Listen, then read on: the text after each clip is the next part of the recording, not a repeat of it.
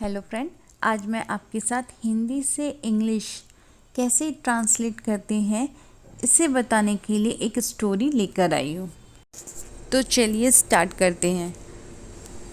एक दिन का इंग्लिश में मतलब है वन डे। गौतम बुद्ध बाजार जा रहे थे, तो यहाँ पर होगा गौतम बुद्ध वॉज हमने यहाँ पर इसलिए लगाया क्योंकि ये पास्ट कंटिन्यूस टेंस का सेंटेंस है। तो पास्ट कंटिन्यूस टेंस में हम लगाते हैं subject plus was were plus verb plus I N G plus object. तो यहाँ पर लिखा हुआ है गौतम बुद्ध, तो हम ही शी इट और किसी भी नाम के साथ वॉज लगाते हैं। तो यहाँ पर होगा गौतम बुद्ध वॉज बाजार जा रहे थे, तो उसका होगा going to market. Past continuous tense में वर्ब का फर्स्ट फॉर्म प्लस आईएनजी लगेगा, तो गो का गोइंग हो जाएगा। इसके बाद है उन्होंने कुछ व्यक्तियों को देखा, तो ये पास्ट इंडेफिनिट टेंस का सेंटेंस है। तो पास्ट इंडेफिनिट टेंस में हम वर्ब का सेकंड फॉर्म लगाते हैं। इसका फॉर्मूला होता है सब्जेक्ट प्लस वर्ब का second form plus rest of the sentences. उन्होंने की जगह हम यूज़ करेंगे इंग्लिश में ही। देखा, देखने को हम कहेंगे सी का सेकंड फॉर्म है सॉ। कुछ को हम कहेंगे सम, व्यक्तियों को यह मतलब है मैन। इसके बाद का सेंटेंस है वे सब चिंतित थे, तो ये भी पास्ट इंडेफिनिट टेंस का सेंटेंस है। वे के लिए यहाँ पर लगेगा दे। चिंतित को इंग्लिश में कहते हैं वरिड, तो वे सब चिंतित थे, उसका होगा दे वेयर वरिड। इसके बाद का पैराग्राफ है गौतम बुद्ध ने उनमें से एक व्यक्ति से पूछा। पूछने को कहते हैं आस्क, और यहाँ पे पास्ट इंडेफिनिट टेंस का सेंटेंस है, तो हम वर्ब का सेकंड फॉर्म लगाएंगे। आस्क का होगा आस्क्ड। तो गौतम बुद्ध आस्क्ड उनमें से एक व्यक्ति, उसके लिए हम लगाएंगे वन ऑफ देम। पूरा सेंटेंस होगा Gautam Buddha asked one of them, तुम कहाँ से आ रहे हो। कहाँ के लिए हम वेयर का यूज़ करेंगे, और जब भी हम WH फैमिली जैसे कि व्हाट, वाई, वेयर इन सब चीज़ों का यूज़ करते हैं, तो हम हमेशा इंट्रोगेटिव सेंटेंस में सबसे पहले इसे लगाते हैं। हो के लिए हम लगाएंगे आर, तुम के लिए हम लगाएंगे यू, आ रहे के लिए हम लगाएंगे कमिंग, और से के लिए हम लगाएंगे फ्रॉम। तो पूरा सेंटेंस होगा where are you coming from. और इतने परेशान क्यों हो, और के लिए हम लगाएंगे एंड, क्यों के लिए हम लगाएंगे वाई। तो जब भी इंट्रोगेटिव सेंटेंस में हम WH फैमिली का कोई भी वर्ड यूज़ करते हैं, तो वो हमेशा सामने होता है। हो के लिए हम लगाएंगे आर, तुम के लिए लगाएंगे यू, और इतने परेशान के लिए लगाएंगे सो अपसेट।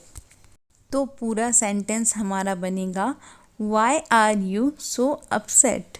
बाद का सेंटेंस है उस व्यक्ति ने उत्तर दिया। उस व्यक्ति ने मतलब द मैन, कि ये बात पास्ट में चल रही है, तो यहाँ पर रिप्लाई का रिप्लाइड, उत्तर देना का होगा replied. The man replied. Sadhu, O sadhu को इंग्लिश में कहेंगे ओ हर्मिट। हम राजा के महल से आ रहे हैं, ये प्रेजेंट कंटिन्यूअस का सेंटेंस है। अगर कहीं सेंटेंस में रहा है, रही है, रहे हैं इस तरह के वाक्य आते हैं, तो उसे हम प्रेजेंट कंटिन्यूअस टेंस कहते हैं। तो यहाँ पर लिखा है हम राजा के महल से आ रहे हैं, तो ये होगा we are coming from the palace of the king.